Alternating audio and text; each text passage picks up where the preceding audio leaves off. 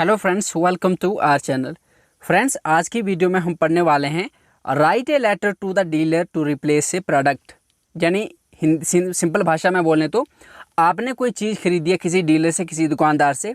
जैसे मान लो कोई टीवी खरीद लिया आपने, एलईडी का टीवी, लेकिन वो उसकी वारंटी 1 साल की है और वो ख़राब हो गया।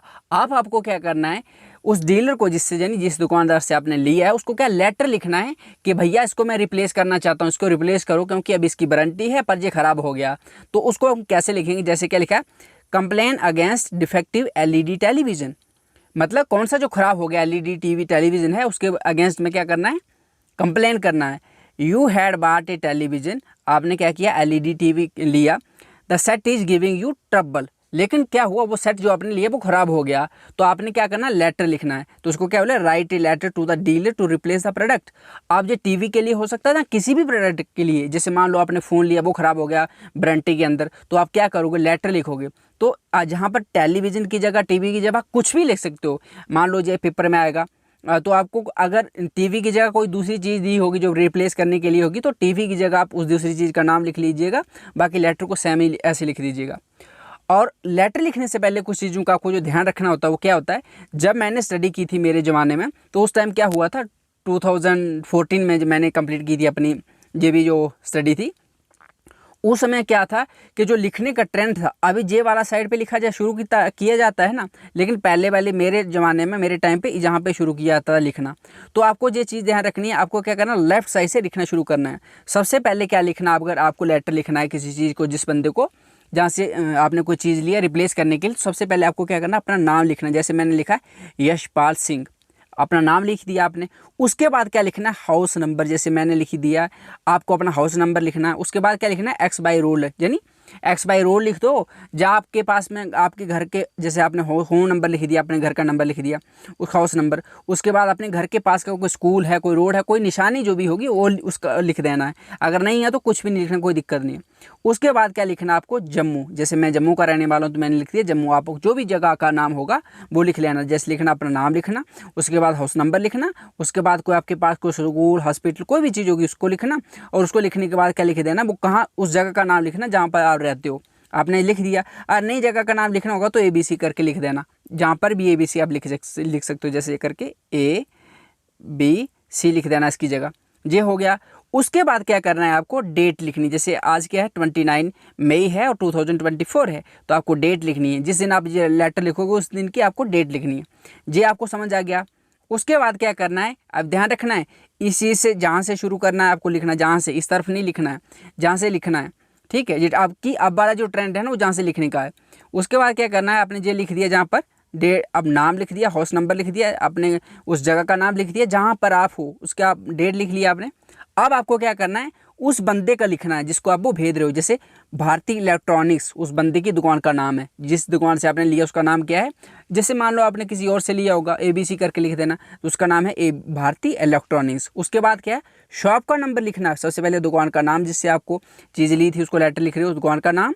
उसके बाद उसका नंबर लिखना है कि अच्छा कि शॉप नंबर इतना, और बड़ा बाज़ार जो भी होगा, छोटा बाज़ार, बड़ा बाज़ार, जो भी पुरानी सिटी, न्यू सिटी जो भी होगा उसको लिखना है। उसके बाद क्या लिखना है, जम्मू, मैंने उस जगह का नाम लिखा, दुकान वो जम्मू की है, तो आप अपने क्या लिख लेना जिससे आपने को क्या करना है वो लिया होगा।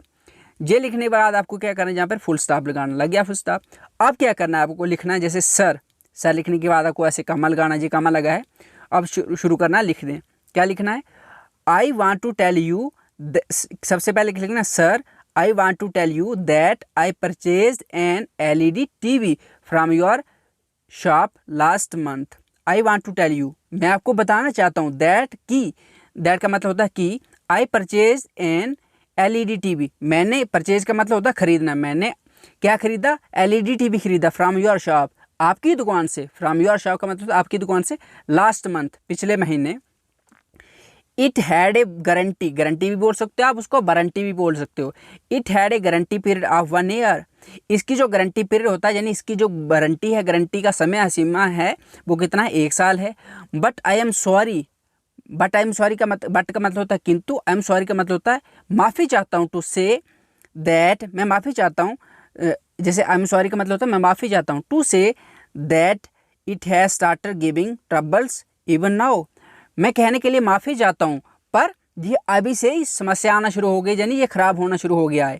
यानी इसमें क्या होता है कि अच्छे से चल नहीं रहा। जैसे I am sorry to say that it has started giving troubles even now, ये अभी ही मुझे क्या समस्या देना शुरू कर दिया, यानी खराब हो गया है।